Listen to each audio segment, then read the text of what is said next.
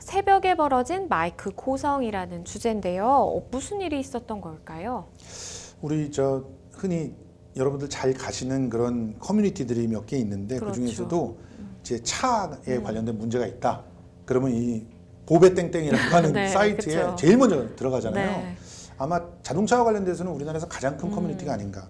그런데 그러다 보니까 여기에는 온갖 하소연들이 난무합니다.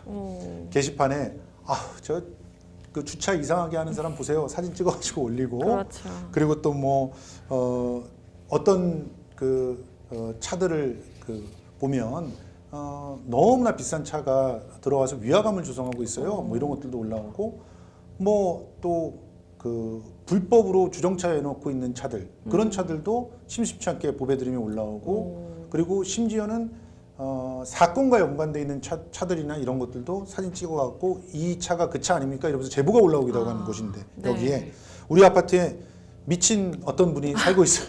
이러면서 네. 예, 하소연이 올라왔어요. 이 하소연은 핵심이 새벽만 되면 고래고래 마이크를 들고 소리를 지른다는 거고 경비 아저씨가 경고를 주면 더 크게 함성을 지르고 있다. 그러다가 지금 포기한 사람도 있고 이렇지만 새벽 3시 정도에 이렇게 노래를 부르는 장면을 촬영한 영상을 공개하듯이 너무나 큰 불이익을 당하고 있다는 겁니다.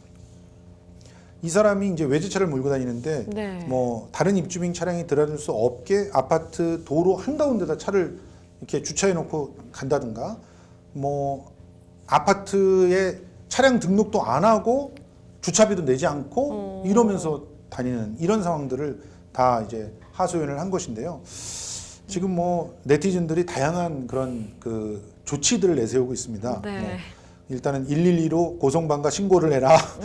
그리고 응징을 해드리겠다. 내가 거기 어디냐 가가지고 내가 주차를 이상한데 해놓으면 그 앞을 막겠다. 이런 분들 실제로 이 보배땡땡의 회원들이 이상하게 주차를 해놨다든가 남의 차를 주차하면서 막아가지고 못 나가게 한 그런 차들에 응징을 해서 화제가 된 그런 사례들이 많이 있었는데 그런 얘기들이 쏟아져 나오고 있습니다.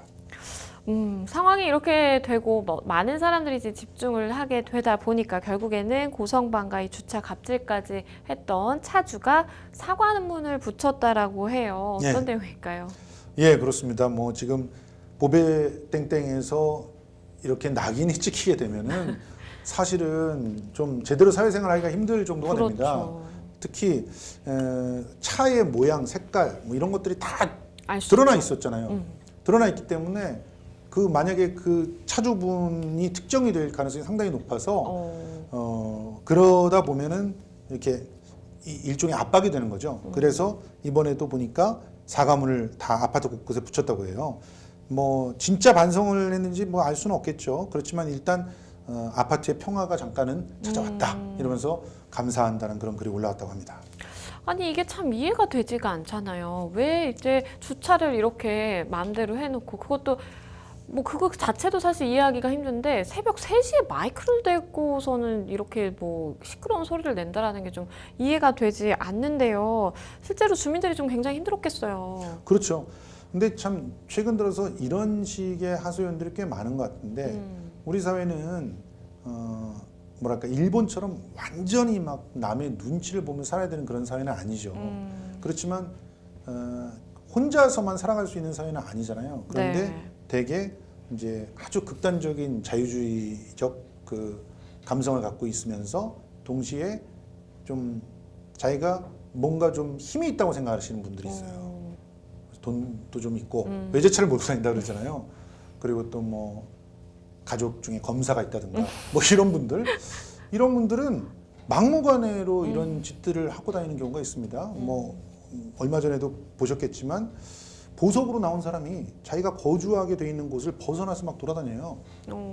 그런데 이분이 거주지 이탈을 했으니까 보석을 취하해 주십시오 했더니 판사가 갑자기 거주지 이전을 받아줍니다. 이런 일들이 벌어지면은 그 사람은 이웃들과 화해를 할까요? 아니면 이웃들한테 계속 갑질을 할까요? 이제 이런 부분들이 사실 우리가 또 극복해 나가야 될 하나의 문화가 아닐까라는 생각이 드는데 갑질 사실은 범죄일 수도 있다라고 하는 사실이 확실히 입증이 돼야 되고 법치 국가에는 이런 것들이 다 누구나 다 검사 가족이 있더라도 다 법으로 징계를 받는다라는 사실이 입증이 돼야 되지 않을까 생각합니다. 네. 이렇게 주민들을 힘들게 만들었던 이 일종의 갑질이라고 볼 수가 있겠죠. 갑질을 한 이 남성 결국 사과문을 올리고 상황은 마무리가 되는 듯합니다.